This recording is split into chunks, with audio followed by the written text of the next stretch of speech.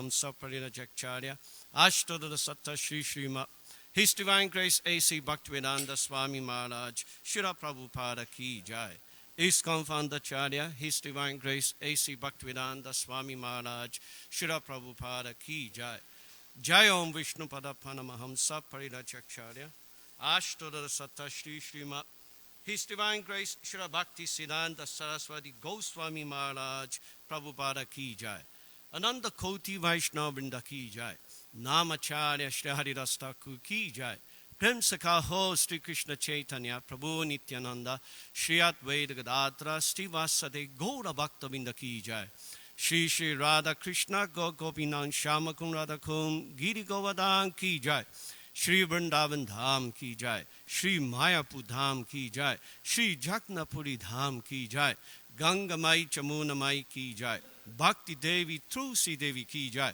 Samaveda Bhaktavinda Ki Jai Transcendental Book Distribution Ki Jai Transcendental Prasada Distribution Ki Jai Hare Rama Sankirtan Ki Jai ISKCON Yuttvagadam Ki Jai Nitai Gaura Pramanandi Haribo Haribo All glories to you somebody bodies Hare Krishna All glories to you somebody bodies Hare Krishna All glories to you somebody bodies Hare Krishna All glories to Shri Guru and Shri Gauranga Om Namo Bhagavate Vasudevaya Om Namo Bhagavate Vasudevaya Om Namo Bhagavate Vasudevaya Narayana Namaskritya Naran Chaiva Narottamam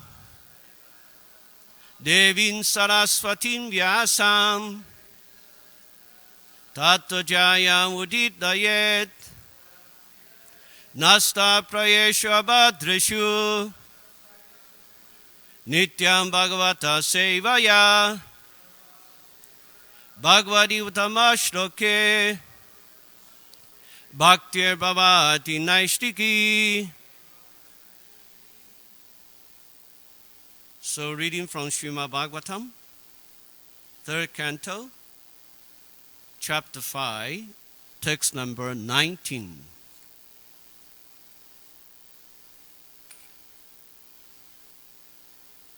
Naitach Chitram Tvai Shata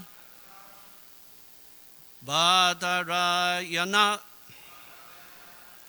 Virajye Grihito Nanya Bhavena Yat Taya Hari Ishvaraha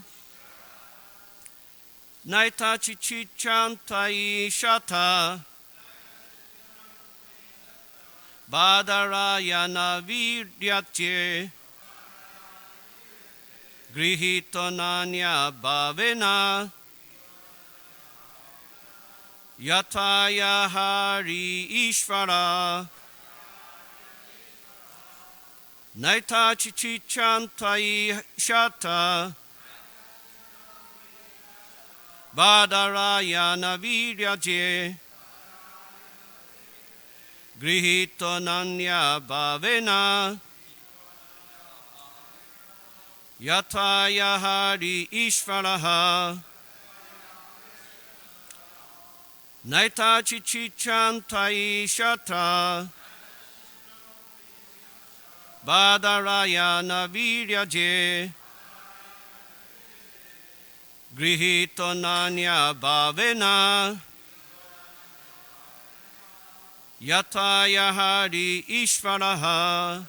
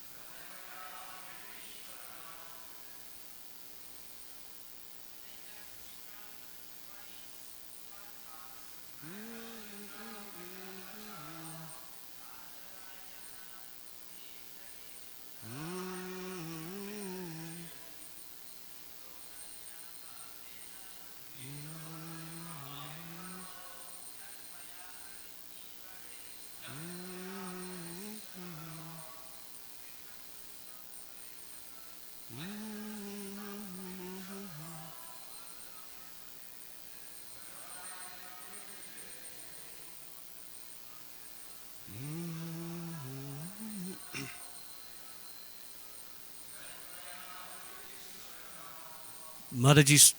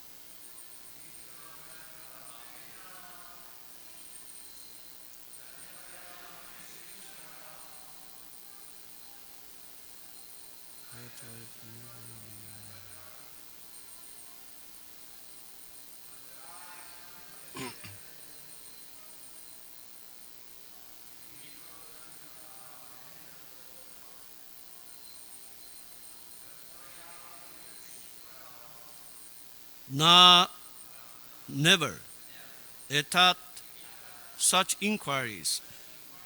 Chicham, very wonderful. Tvai, in you. Shataha, O Vidura. Badarayana of Vyasadeva. Viraje, born from the semen. Grihitaha, accepted. Ananya bhavena, without deviation from the thought. Yet, because Tvaya, by you, Harihi, the personality of Godhead, Ishvaraha, the Lord. Translation and purport by His Divine Grace A.C. Bhaktivedanta Swami Srila Prabhupada. Translation. O Vidura, it is not at all wonderful that you have so accepted the Lord without deviation of thought, for you were born from the semen of Vyasadeva. Purport. The value of great parentage and noble birth is evaluated here in connection with the birth of Vidura. The culture of a human being begins when the father invests his semen in the womb of the mother. According to his status of work, a living entity is placed in a particular father's semen, and because Vidura was not an ordinary living entity, he was given the chance to be born from the semen of Vyas. The birth of a human being is a great science, and therefore reformation of the act of the impregnation according to the Vedic ritual called Garbhodana Samskara is very important for generating good population. The problem is not to check the growth of the population, but to generate good population on the level of Vidura, Vyas, and Maitreya. There is no need to check the growth of population if the children are born as human beings with all precautions regarding their birth. So-called birth control is not only vicious but also useless. Om Jnana Timinandasya Gyananjana Sharakaya Chakshu Umilitan Yena Tasmai Shri Gurave Namaha Shri Chaitanya Manobishtam Stapitan Yena Bhutare Svayanupa Kadama Hyan Dadati Swam Padantikam Vandeham Shri Guru Shri Yuta Padakamanam Shri Gurum Vaishnavamscha Shri Rupam Sakrachatam Sahagana Lagunata Vitam Tam Sajivam Satvaitam Savadutam Parijana Sahitam Krishna Chaitanya Devam Shri Radha Krishna Padam Sahagana Lalita Shri Vishakam Vitamscha Hey Krishna Karuna Sindhu Dinabandhu Jagapate Gopesha Gopika Kanta Radha Kanta Namastute Tapta Kanchana Gaurangi Radhe Vrindavanishwari Vishabhanu Sudhe Devi Pranamami Hari Priye Vanchagaupa Tarubhyascha Kripa Sindhubhye Vachat Paditanam Pavanebhyo Vaishvanebhyo Namo Namaha Jai Shri Krishna Chaitanya Prabhu Nityananda Shri Advaita Gadadra Shri Vasade Gaura Bhaktavinda Hare Krishna Krishna Krishna Hare Hare Hare Rama Rama Rama Hare Hare Naitach Shicham Taishata Badarayana Viryaje Grihito Nanya Bhavena Yataya Harihi Ishvaraha. Translation again.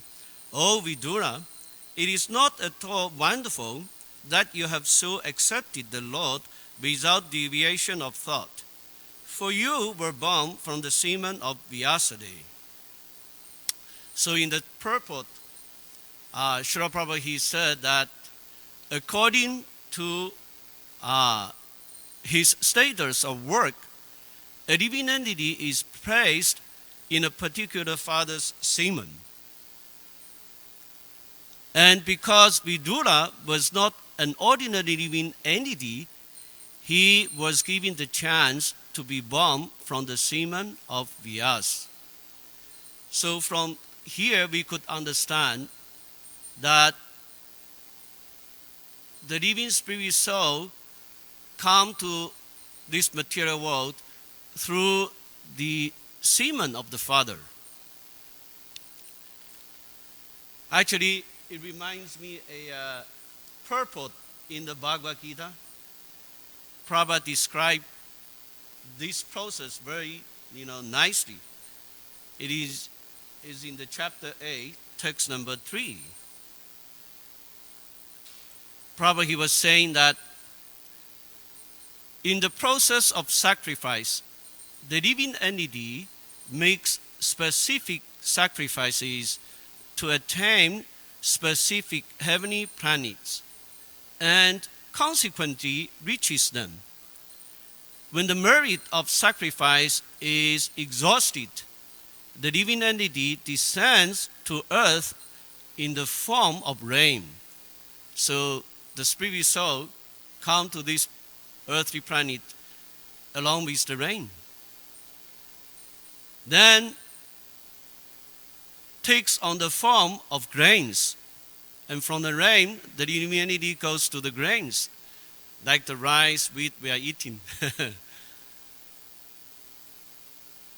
And the grains are eaten by man and transformed into semen, which impregnates a woman. And thus the living entity once again attains the human form to perform sacrifices. So Prabhupada described this, very nicely, how the living entity comes to this material world. There's another interesting point. Prabhupada, he was saying that the birth of a human being is a great science And therefore, reformation of the act of impregnation according to Vedic rituals called Garbhadhana Samskara is very important for generating good population. So in the Srimad Bhagavatam, first canto, chapter 4, text number 25, there's a very nice description about this also.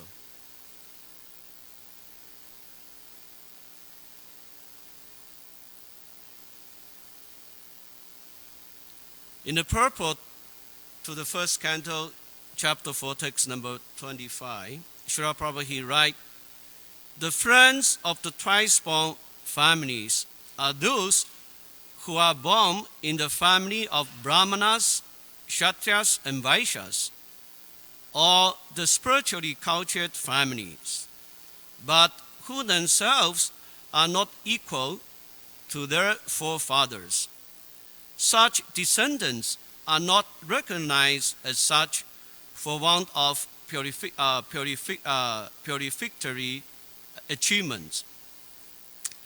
The purificatory activities begin even before the birth of a child, and the seed-giving reformatory process is called Garbhadhana Samskara. So the meaning, Prabhupada, he gave the meaning of Garbhadhana Samskara here. The meaning is the seed-giving reformatory process. That is called Garbhadhana Samskara. One who has not undergone such Garbhadhana Samskara or spiritual family planning is not accepted as being of the actual twice-born family. The Garbhadhana Samskara is followed by other purificatory processes, out of which the sacred thread ceremony is one. This is performed at the time of spiritual initiation. After this particular samskara, one is rightly called twice-born. One birth is calculated during the seed-giving samskara, and the second birth is calculated at the time of spiritual initiation. One who has been able to undergo such important samskara can be called a bona fide twice-born. So according to the purport here in the Bhagavatam, that a human being has to take birth twice. You know, one birth is by the seed-giving process. Another birth is by the initiation of the spiritual master.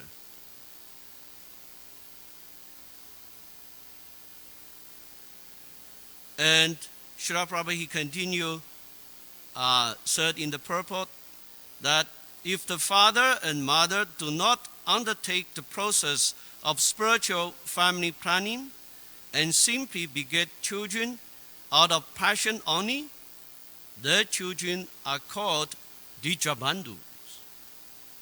These Dvijabandhus are certainly not as intelligent as the children of the regular twice-born family. The Dvijabandhus are classified with the Sudras and the woman class, who are by nature less intelligent. The Sudras and woman class do not have to undergo any samskara, save and expect the ceremony of marriage. So that means the Garbhadhana Samskara, this ceremony is only have to do by the higher class, which means Brahmana, Kshatriya, and Vaishyas.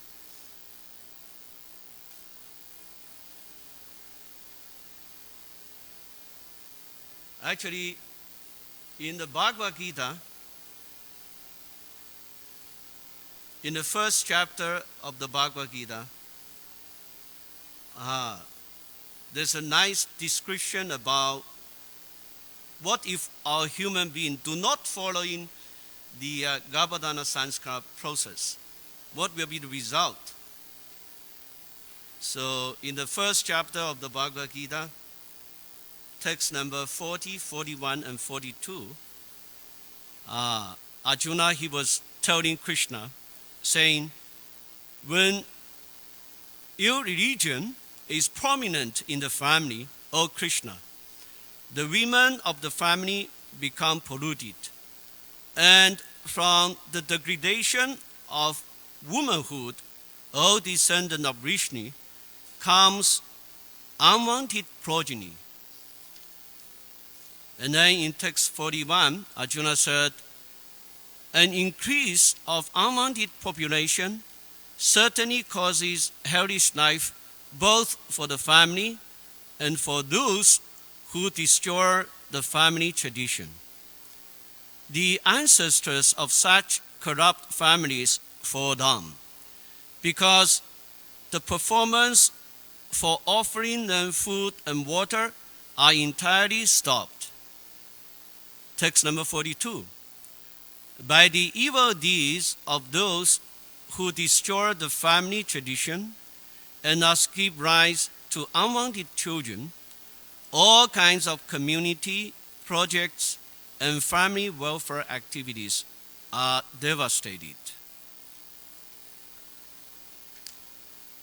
In the purport to the verse, to the text 40, Prabhu he writes, good population in human society is the basic principle for peace, prosperity, and spiritual progress in life. The Varnashram religious principle was so designated that the good population would prevail in society for the general spiritual progress of state and communities. Such population depends on the chastity and faithfulness of its womanhood. As children are very prone to be misled, women are similarly very prone to degradation. Therefore, both children and women require protection of the older members of the family. Actually, in the Vedic tradition, that a woman, her whole life has to be protected. When she is young, she is protected by the parents at home, and after married, she is protected by the husband.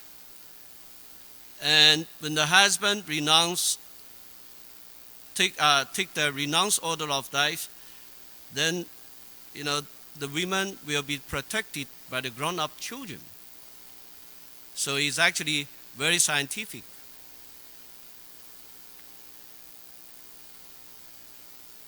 Therefore, both children and women require protection by the older members of the family.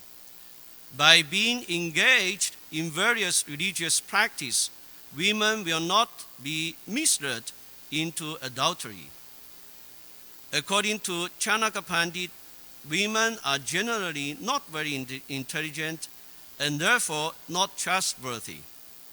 So, the different family traditions of religious activities should always engage them, and thus the chastity and devotion will give birth to good population eligible for participating in the Varnashram system.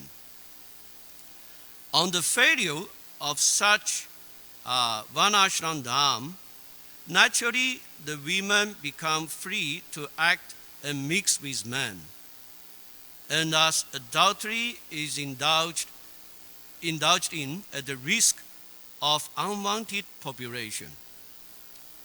That is exactly what is happening now in these modern societies.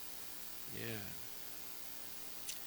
Irresponsible men also provoke adultery in society, and as unwanted children flood the human race at the risk of war and pestilence. Actually,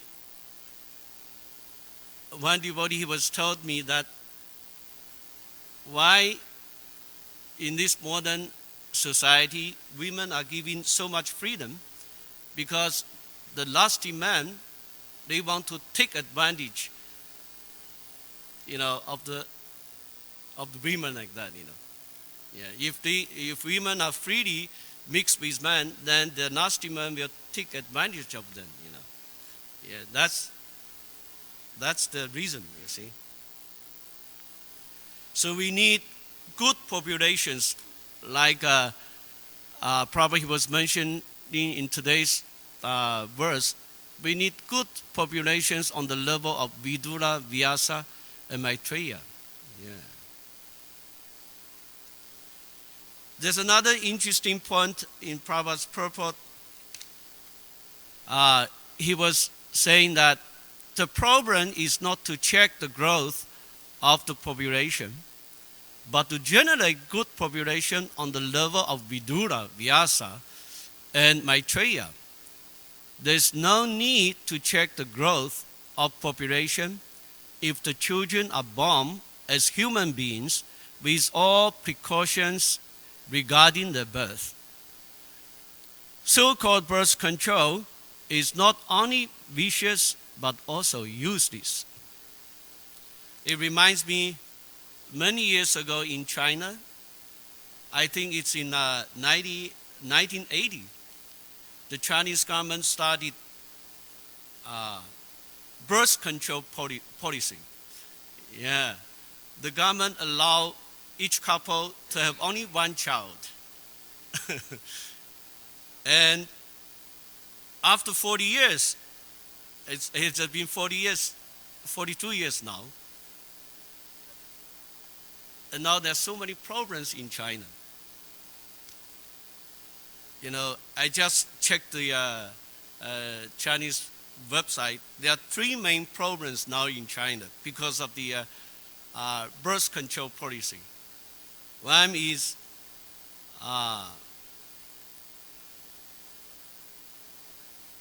old age has been speeded up. That means now in China, there are more old men than young men. That's one problem. Yeah. And then the second problem is, and because of not many young men, so the old men are neglected. That means traditionally in China, the grown-up son will take care of the parents when they are old. But because there are not many kids, they do not have many kids, and many of them they probably have only one daughter, and after the daughter get married, then nobody is looking after the parents. So that's very serious situation in China now. And then the third problem is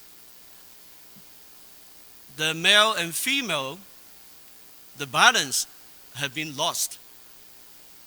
It completely lost. So it has been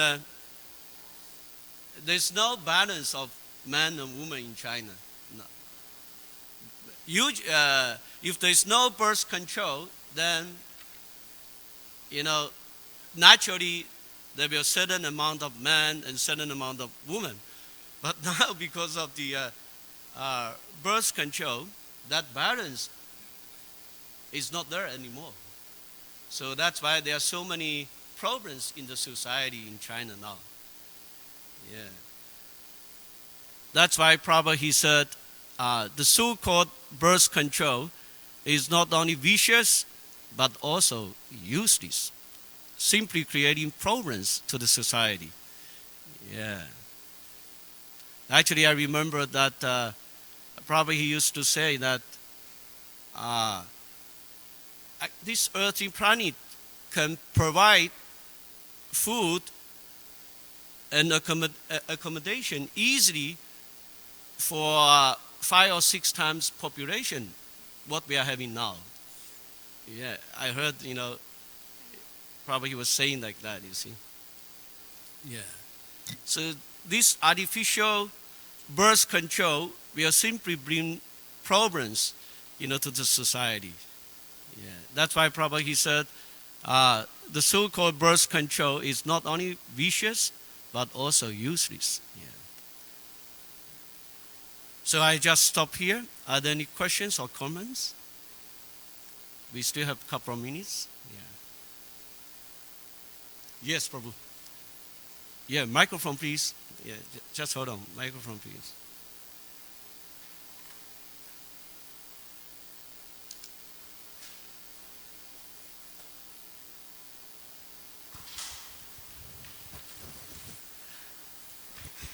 Thank you, Prabhu. Reflection of what you just spoke is this, that when you were reading and mentioning about the Dvija Bandhus and the Sudras, Vaishyas, like being low class, less intelligent, and it's correct. My reflection is that sometimes in reading this and coming across with these statements, not to devaluate or to minimize what they're saying there, but also we have to remember that there are other quotes in which, for example, Lord Krishna says, Mam hi parata vyapasrita ye pishu tatayo nija striya vaishas tata sudro tepiyanti param gatim, that women, Sudras, and Vaishyas and low-class people, they have the chance to go back to Godhead. By saying that, I will also mention that this morning I was listening to a lecture of Srila Prabhupada where he says that spiritual life begins by surrendering. So we have in our ISKCON society many people who were low-class, Kalo Sudra Sambhava. We came, no qualification, women, many women devotees. And in that sense, we can say also that they're the most intelligent. Prabhupada mentioned this, these people, when they surrender, they're the most intelligent. And another statement came to my mind about, in the Krishna book, when the Yagya Brahmanas, so-called very intelligent, Krishna Balaram went to ask for food, they neglected him. But the women, the wives of these brahmanas came to be most intelligent. So just to balance it, because sometimes we have even people who are not familiar with those statements, and I heard that sometimes even people from outside read or hear our lectures, and they might become discouraged. Like that young girl who got a bunch of books. She said, I'm listening to your classes, and now I have a guru. We might have some people like that. So I'm just, not deride, it's not minimizing, what you said was correct, just to bring the other angle of vision in which, who is really intelligent? Yeah. And who is really intelligent? That's a very good point. Actually, there are more that I remember, but I don't want to just taking over this. You can say more things if you want. Yeah, that's a very good point. Actually, Srila Prabhupada, he wrote in the purport of some other place that generally speaking, women are more easily surrendered to God, to Krishna. And that's why in different kinds of religion, usually you will see more, women and men, Yeah. Yes, Mataji? Yes.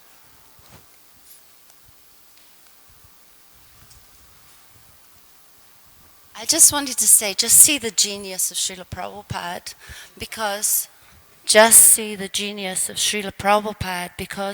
he instituted the Brahmacharini ashram, in which women can get trained up in what means womanhood. And in that way, we can, marry them with our boys, and we can start to produce devotees from from a pure source who will actually be the ones who can save this planet in the future. And so I was a little worried because when I traveled, I seen in many places that the Brahmacharya ashram is a very shrinking phenomenon, and many times they're turning the Brahmacharya ashram into using it for other things, but women are so key in the creating of good progeny for the future. And if we don't have good progeny, if the more Varna Sankara we have on the planet, the more this planet is gliding down into hellish situation, because just creating one big mess like monkeys, monkey brain, less intelligent but very active and doing so many destructive things. But if we can create good progeny, then that can be reversed. So I think that's why Prabhupada, he started the Brahmacharya ashram, because if women aren't trained, the boys, they eventually want to get married, and if they marry non-trained women, then everything just goes, we lose the point of the legacy of ISKCON. Thank you, Mataji. That's a nice point. Thanks. Any other questions or comments? Okay, so we'll stop here. Thank you very much for coming. Gantraj Srimad Bhagavatam ki jai. Shri Prabhupada ki jai. Gaura Bhaktavinda ki jai. Haribo, haribo.